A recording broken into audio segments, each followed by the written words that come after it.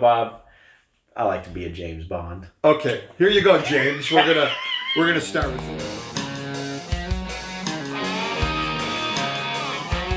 Jeff and Bob here with A Taste for Whiskey. And again, we're going to just kind of keep going with this Scotch theme. Well, because, I just love Scotch. I love Scotch. I started out in American whiskey. I still love American whiskey. I still have a lot of bourbon.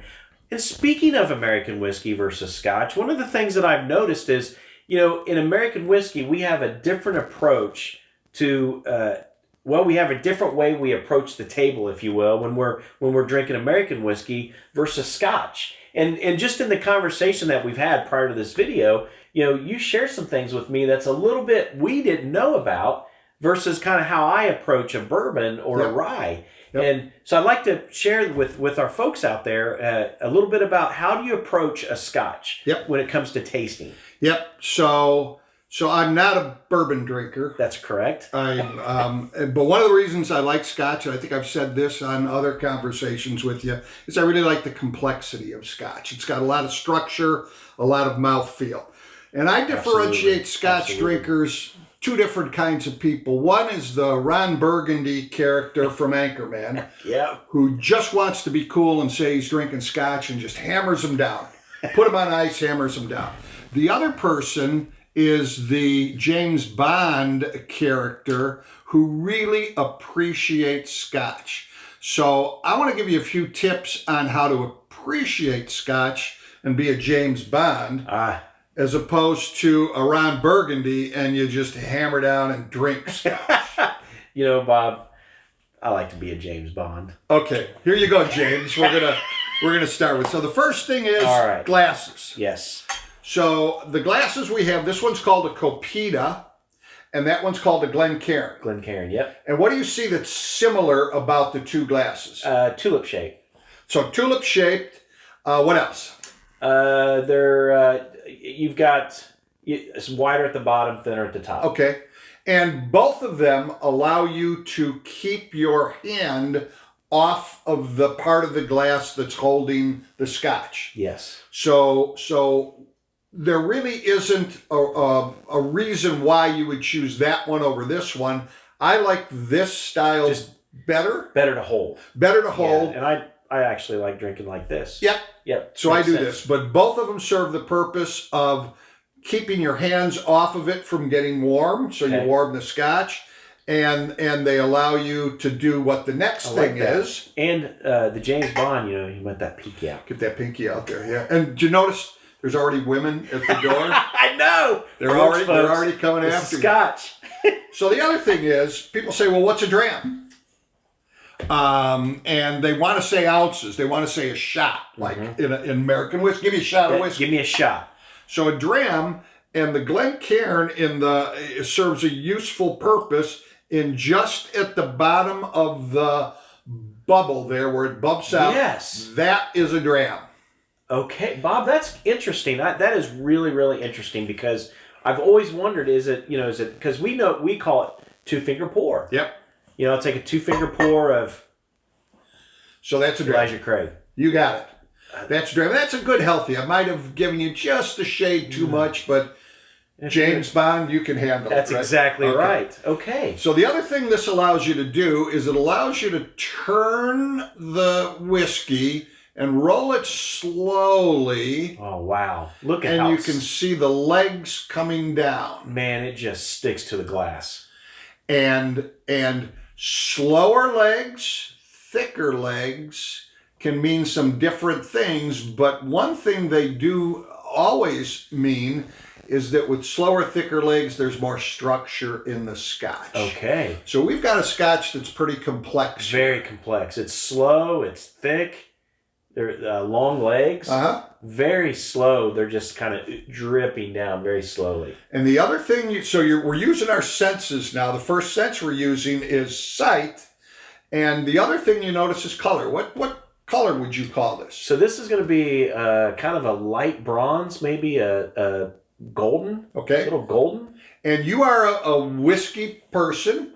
What would a light golden spirit tell you about what kind of barrel this might have been distilled, that might have been aged in. So in bourbon, this would be new oak. Uh-huh. So it would be charred and new charred oak in American whiskey. Okay.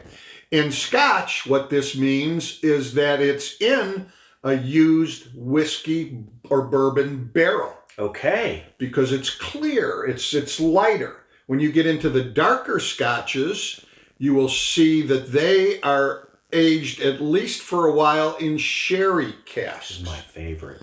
So if you see a dark spirit, a dark Scotch sherry cask, lighter, bourbon. So this Pulteney makes sense. Is mostly bourbon. Okay, so we've used our eyes. Yes. Now one other sense that an old guy named Old Ronnie, who was the distillery manager at Ardmore in Scotland, said, there's another sense, before you even go to the smell and the taste, that you should use to gauge whether or not this is a good Scotch. And he says it's the sense of hearing. Really? Really. And he said, you look at it, you swirl it around, you get the structure, and then you wait for somebody to say, this round's on me, and you know you got the best damn Scotch in the world. Sense of hearing. I love this. So we got the sense of hearing. Yes. We got the sense of sight. Now we're gonna nose it. Amen. Now I've been looking at this. So no, go ahead. Let's go. How do you nose it? Go ahead. So I like to do both nostrils. Kind of go in, not too deep. Not too deep. And why not too deep? Why don't you want to just stick your snout right in there? Well, we could talk a lot about that, but basically, the alcohol. Yeah. You want to get less of the alcohol. Right. If you put your nose right in and it's a younger or higher ABV Scotch, you can burn your nose and it ruins the experience. So treat this, I've said this before, as if it could be a potential significant other. Just kind of go easy. Easy. Oh, I like her. Yeah. I like it. And the different nostrils. I mean, I notice you get just different notes out of different nostrils. What do you get out of this? What kind of notes do you have? And there's no wrong answer. I've always known there's no wrong answer. It's what you're familiar with. And for this, I mean, this is candy, honey, a little bit of chocolate. I still get a little bit of chocolate notes. Mm-hmm. No, not a lot of fruit in this. No, but a lot more of the candy. Yeah, I mean, just really more candy forward. Good, okay. It's really so I know a lot of candy there. Now we're going to drink it. We're going to the other sense. So go ahead and drink. Take a drink. Were we supposed to say something? We're supposed to, Slainte. Slainte. And when somebody says Slainte to you, what do you say back?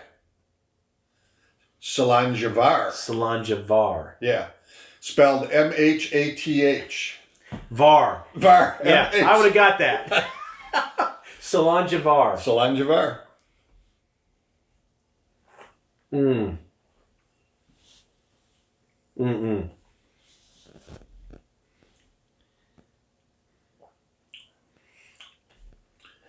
So, this is the best part of it. Does the nose match the taste? Yeah, because I find that the front of the palate's going to be your sweet spot. Now, this is where the American whiskey comes into play. Good. Is you get the sweet notes on the front, the savory notes on the side, and the spice is going to be on the back. Mm-hmm. And a little bit of bitter note. You can get some bitterness on the side, but really, I always start with the dram, a taste, always in the front palate, and then I move it to the right, I move it to the left, move it to the mid palate, and then I let it go to the finish. And you can understand why Jeff is an expert at tasting whiskey, because he did what you should do if you want to appreciate a good Scotch. You move it around your mouth because your tongue has different sensors in different parts of your tongue. So if you're just Ron Burgundy and you slam it down, you miss it all. You miss it all. Absolutely. You want to move it around slowly so you get all of your tongue and mouth covered on the inside. Man, and that, folks, really is how you become James Bond. Thank you, Mr. Bond. Slainte Mhath.